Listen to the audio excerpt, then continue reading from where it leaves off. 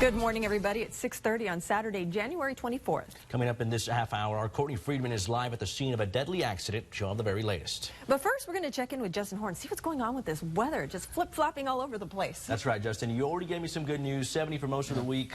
What else can you tell us? Well, it really is going to be a nice forecast, Bill. On the John Jay football team and coaches at Gus Stadium. This comes 1 week after 2 players and a coach made national news for a tackle on a referee. Fans say they want to give the nation a better image of their beloved school. And that applies to everyone except those living on the 11th floor and the 3rd floor. In this Defenders Report, Jesse DeGollado introduces us to one resident who is hoping to find something in her 3rd floor apartment. California police are investigating after a 19-year-old special needs student was found dead on a school bus. New this morning, a man is now facing charges after escaping police custody overnight. It started just before midnight after a disturbance at the McDonald's on East Commerce. Park police handcuffed a 19-year-old man and put him in a patrol car. Somehow he was able to get out of the car, run to the Riverwalk, and jump in the river. With the help of SAPD's Eagle helicopter, police were able to catch up to him. A house divided, and then it was hard to focus on Courtney because just behind her, the guy was putting some meat on the grill. Yeah. And that's the only thing I could focus on. And something to keep our eyes on, obviously. Right.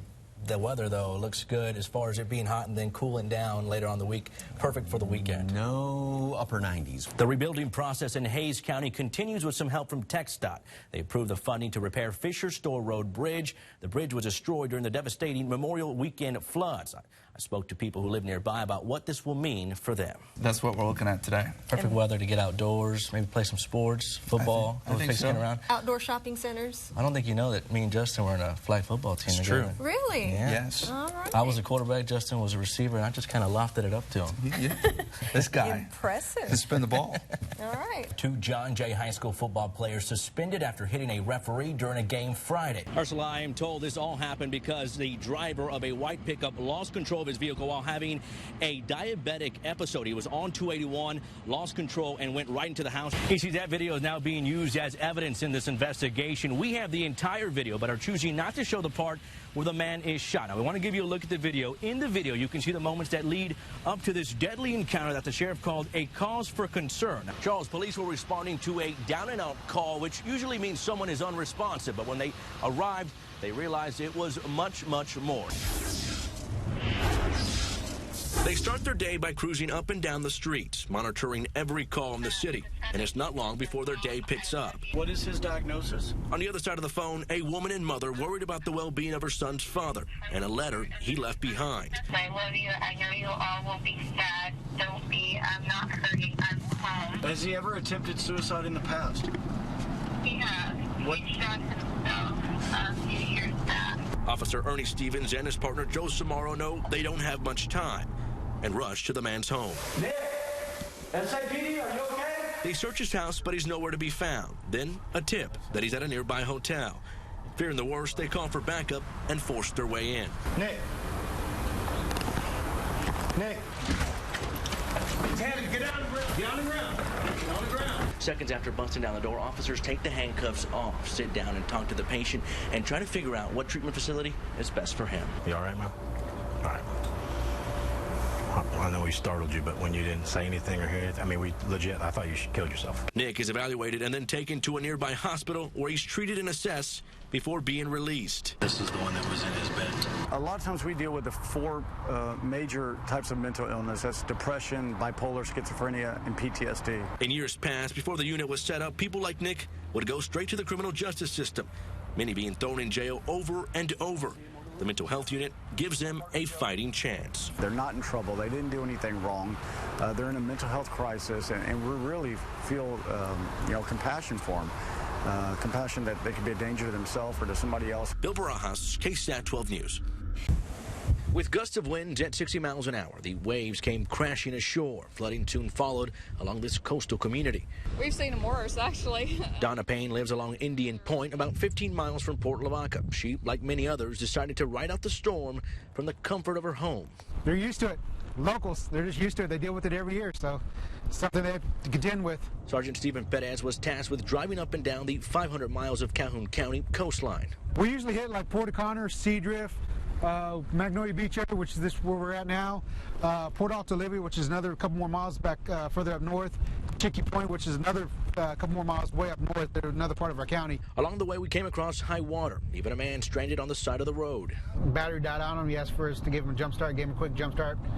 Told him to go ahead and get back home, stay home, get out of this weather. The longer we drove, the worse it got. Visibility was poor. Sergeant Pettis says many roads here will be shut down. We do have a plan in place. We're just taking it right now. We're just taking it as is, watching the roadways, closing off the roads so the waters are getting over, caution people to just watch what they're doing.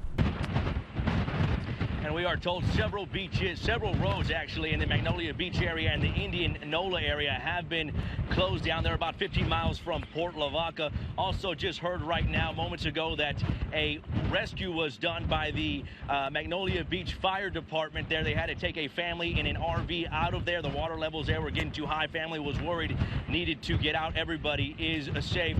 The biggest problem out here right now are the gusts of winds. We are told they're about 60 miles an hour.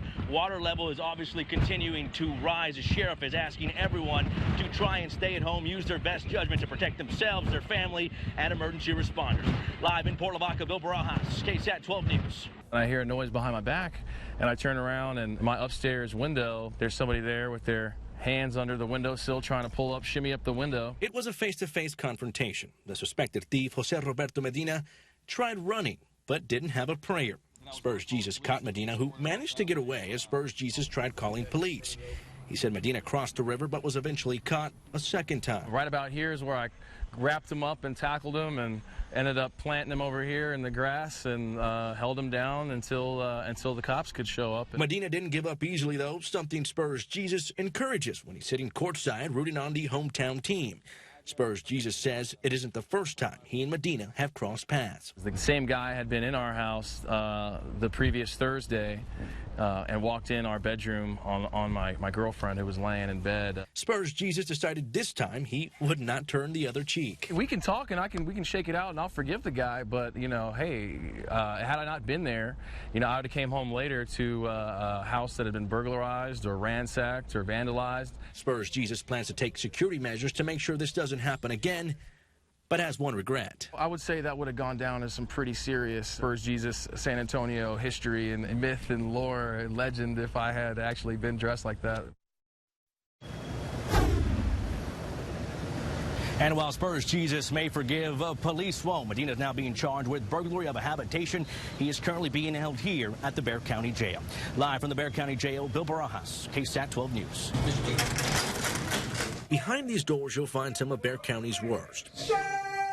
Also find a growing number of inmates with mental health issues. So there is a trend as we see funding diminishing in medical services, mental health beds in the community.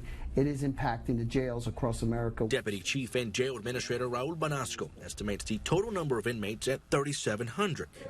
He tells us 20 to 25% of them need extra attention. The safety measures put in place by the Bexar County Jail starts the minute an inmate is arrested and booked. First of all, identify them, rescreen them. If they show any kind of alert to any kind of mental health crisis or need, we immediately contact medical because medical is actually located in booking. When an inmate is placed into a padded room like this, it's for his own safety. There's medical staff and officers on hand, and he's being surveilled 24/7. These are designed for mental health units in which there's no way in which anyone can try to hurt themselves. They are very soft in material. We've also went ahead and redesigned our vent system where there used to be holes where inmates would loop and try to hang themselves. Those inmates are constantly monitored. Educating those working at the jail is also a priority. Every detention officer that goes to the academy, as well as the existing staff, as well as patrol staff, they go through CIT training, which is crisis intervention training. That's been very resourceful across America, especially here in Bexar County. And the Bexar County Jail considers themselves ahead of the curve, and until there's more services for those suffering from mental health issues, they say they'll provide the best services possible. Live from the Bexar County Jail, Bill Barajas, KSAT 12 News. Thank you, Bill.